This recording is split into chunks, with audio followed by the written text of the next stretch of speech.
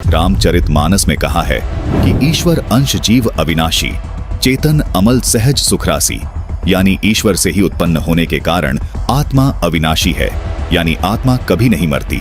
जिस परमेश्वर से जीव आत्मा उत्पन्न हुआ है वह परमेश्वर अविनाशी, चेतन, निर्मल और स्वभाव से सुख की राशि है।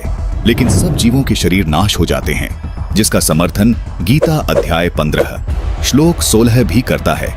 आत्मा को अविनाशी इसीलिए कहा गया है क्योंकि आत्मा रूप में ब्रह्मा, विष्णु, महेश, दुर्गा व क्षर पुरुष यानी गीता ज्ञान दाता तथा सर्व प्राणियों की उत्पत्ति उसी पूर्ण परमात्मा ने की है।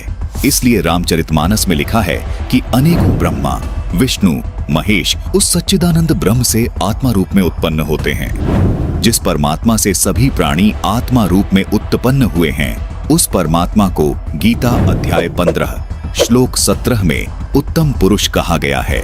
उसी परमात्मा को तीनों लोकों में धारण पोषण करने वाला परमात्मा तथा वास्तव में अविनाशी परमेश्वर कहा गया है।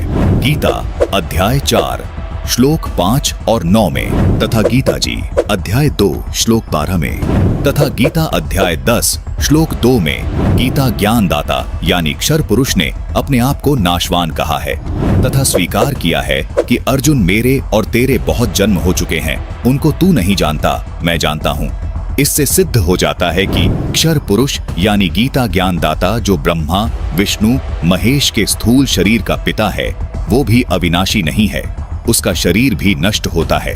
अब आपको गीता अध्याय 15 श्लोक 16 से भी स्पष्ट करते हैं। इस श्लोक में कहा है कि दो पुरुष हैं, क्षर पुरुष और अक्षर पुरुष, तथा इनके अंतर्गत सब प्राणियों के शरीर तो नाशवान है, यानी ये सब नष्ट होते हैं, परंतु आत्मा सबकी अविनाशी है। इसलिए ही रामचरितमानस में कहा है कि ईश्वर अंश जीव अविनाशी, चेतन अमल सहज सुखरासी, यानी परमात्मा का अंश होने के कारण आत्मा का कभी नाश नहीं होता। पूर्ण जानकारी के लिए संत रामपाल जी महाराज के सत्संग सुने।